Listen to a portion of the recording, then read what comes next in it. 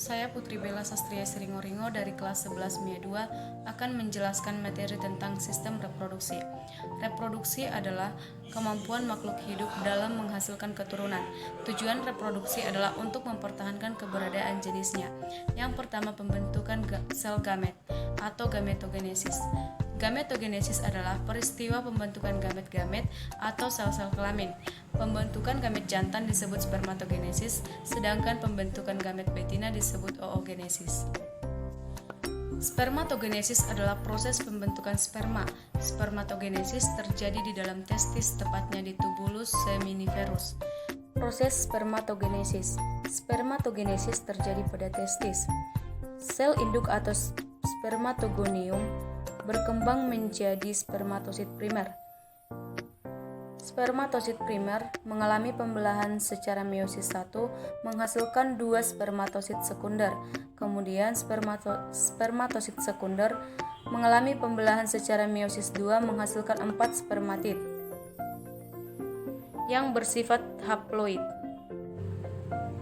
Kemudian 4 spermatid menghasilkan 4 sel spermatozoa atau sel sperma yang bersifat haploid. Hasil dari spermatogenesis yaitu 1 spermatogonium menghasilkan 4 sel sperma yang aktif dan dapat membuahi. Oogonium pada embrio berkembang menjadi oosit primer melalui pembelahan secara mitosis yang bersifat diploid, menghasilkan oosit primer. Kemudian oosit primer mengalami pembelahan secara meiosis 2 menghasilkan oosit sekunder dan badan polar 1. Oosit sekunder mengalami pembelahan secara meiosis 2 menghasilkan 1 sel ovum atau haploid dan menghasilkan 3 badan polar 2. Hasil dari oogenesis atau oogonium yaitu 1 oogonium menghasilkan 1 sel ovum yang aktif dan dapat dibuahi. Reproduksi pria. Organ reproduksi pria berfungsi untuk menghasilkan gamet jantan yaitu spermatozoa atau sperma. Organ reproduksi pada pria dibedakan menjadi 2 yaitu bagian luar dan bagian dalam. Bagian luar yang terdiri dari penis dan skrotum. Penis adalah sebagai alat untuk kopulasi atau persetubuhan saat melakukan hubungan antara wanita dengan pria. Yang kedua adalah skrotum. Skrotum berfungsi sebagai kantong yang di dalamnya berisi testis, melindungi testis. Bagian dalam terdiri dari testis. Testis atau buah jakar letaknya di bawah penis dalam skrotum dan berjumlah sepasang. Testis merupakan tempat pembentukan sperma dan testosteron.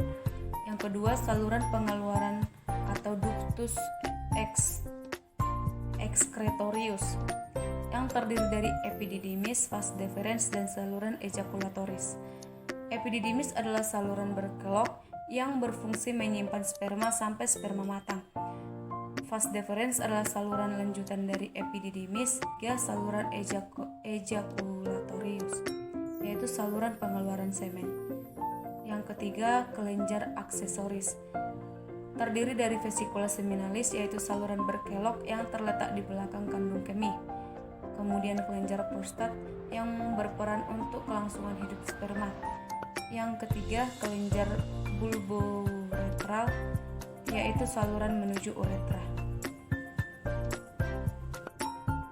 Organ reproduksi wanita berfungsi menghasilkan sel kelamin betina yaitu sel telur atau ovum. Bagian luar terdiri dari 1 vulva, 2 labium atau bibir, 3 uretra. Vulva adalah celah paling luar yang membentang dari mons pubis sampai tepi perineum. Labium atau bibir yaitu membatasi vulva. Labium ada 2 yaitu labium majora atau besar yang terletak sebelah luar dan labium minora atau kecil yang terletak sebelah dalam. Sebelah dalam vulva terdapat klitoris yang memiliki pembuluh darah dan ujung-ujung saraf yang berupa tonjolan kecil. Yang ketiga, muara saluran kencing yang terletak di bawah klitoris. Bagian dalam alat reproduksi wanita, 1. Ovarium atau indung telur, berperan dalam pembentukan sel telur atau ovum dan terdapat sepasang. Proses keluarnya ovum dari ovarium disebut ovulasi. Yang kedua, saluran reproduksi. Terdiri dari tuba falopi yang berfungsi untuk menyediakan lingkungan yang cocok untuk pembuahan dan perkembangan sel telur. Pada ujungnya terdapat infundibulum dan umbai atau fimbriae untuk menangkap sel telur yang dilepaskan ovarium. Kemudian uterus atau rahim, terletak di belakang kandung kemih, berfungsi memberi tempat bagi perkembangan janin. Yang ketiga, vagina, berfungsi tempat pengeluaran darah menstruasi, tempat penyaluran sperma dan merupakan jalan lahir. Yang ketiga yaitu ovulasi dan menstruasi. Siklus menstruasi pada wanita dibagi menjadi 4 tahap. 1. Fase menstruasi, terjadi selama kurang lebih 7 hari.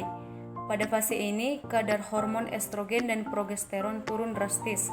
Penurunan kadar hormon progesteron akan menyebabkan peluruhan endometrium serta ovum yang tidak dibuahi. Yang kedua, fase praovulasi. Fase ini terjadi kira-kira selama 7 hari setelah selesainya fase menstruasi. Fase ini, hipofisis otak akan memproduksi hormon FSH. Peningkatan kadar hormon FSH ini akan memicu pertumbuhan folikel di dalam ovarium. Folikel kemudian akan menghasilkan hormon estrogen. Saat kadar hormon estrogen meningkat akan memicu oogenesis, dan saat kadar estrogen terlalu tinggi maka produksi hormon FSH dari hipofisis akan berhenti. Yang keempat adalah fertilisasi atau pembuahan. Fertilisasi merupakan proses bertemunya sel telur atau ovum dengan sel sperma. Sel sperma akan masuk ke dalam vagina dan berenang menuju oviduct atau tuba falopi. Apabila sel sperma akan bertemu dengan ovum pada tuba falopi, maka akan terjadi fertilisasi. Fertilisasi akan menghasilkan zigot yang bersifat diploid. Zigot akan membelah secara mitosis menjadi morula, kemudian morula terus membelah menjadi blastula. Zigot akan melekat pada endometrium. Proses melekatnya zigot pada endometrium atau dinding rahim ini disebut dengan implantasi. Selanjutnya dimulailah proses kehamilan. 6. Persalinan. Persalinan adalah proses kelahiran bayi diawali dengan meningkatnya hormon estrogen. Hormon estrogen berperan mengatasi pengaruh hormon progesteron yang menghambat kontraksi dinding rahim. Selain itu, persalinan dipengaruhi oleh hormon relaksin dan prostaglandin. Dalam ilmu kedokteran, proses persalinan dibagi menjadi 4 tahap. Yang pertama, tahap 1 mulai terjadi pembukaan jalan lahir dari 1 cm sampai lengkap 10 cm. Yang kedua, tahap 2 yaitu pembukaan jalan lahir lengkap sampai bayi lahir. Yang ketiga, tahap 3 dimulai saat bayi lahir sampai keluarnya ari-ari. Yang keempat, yaitu 2 jam pasca kelahiran beberapa saat setelah bayi lahir dilakukan pemotongan tali pusar antara konsepsi dan kelahiran di mana embrio atau janin berkembang dalam rahim. Kehamilan merupakan serangkaian perubahan yang terjadi dalam jaringan tubuh wanita sebagai akibat janin yang berkembang. Kehamilan ditandai dengan adanya hormon HCG dalam urin. Perkembangan kehamilan dibagi menjadi 3 trimester. Yang pertama, trimester pertama. Embrio akan merangsang kelenjar dalam dinding rahim untuk memproduksi hormon reproduksi untuk mempertebal dinding rahim untuk implantasi janin. Perkembangan embrio yaitu mata berkembang sempurna tetapi kelopak mata masih menyatu, hidung membentuk jalur, dan telinga luar muncul. Detak jantung sudah bisa terdeteksi dengan panjang janin 7,5 cm dan berat 28 gram. Trimester kedua, hormon HCG akan stabil dan plasenta akan menyekresikan progesteron untuk menjaga kehamilan. Perkembangan janin yaitu kepala sudah mulai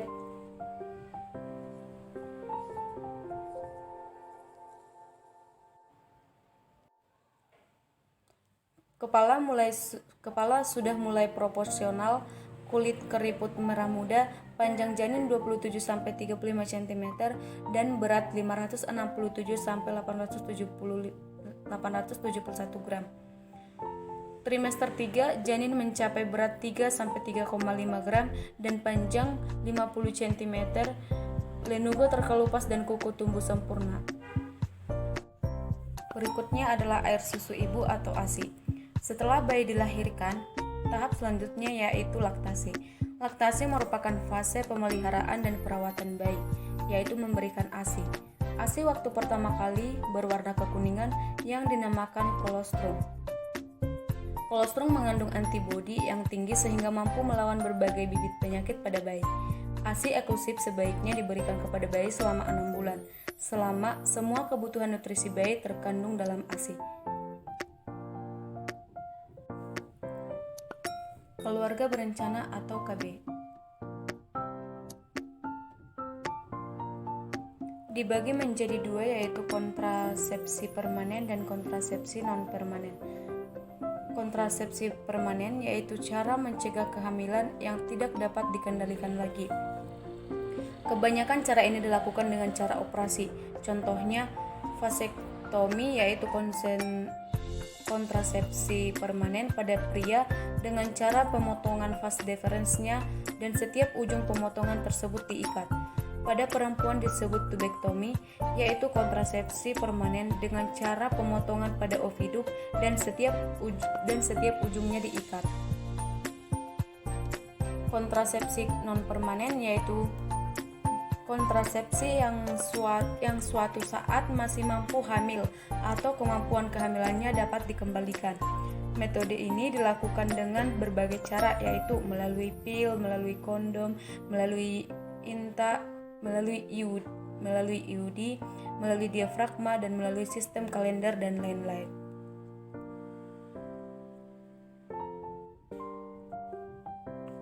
Sembilan, gangguan dan penyakit pada organ reproduksi, yaitu prostatitis, yaitu peradangan pada prostat dan uretra, kanker serviks, kanker yang terjadi pada leher rahim yang diakibatkan oleh virus, infertilisasi, yaitu ketidakmampuan untuk menghasilkan keturunan. Pada pria, infertilisasi diartikan ketidakmampuan sperma membuahi ovum. Hal ini bisa dikarenakan tersumbatnya saluran sperma, tuba falopi, atau gangguan rahim.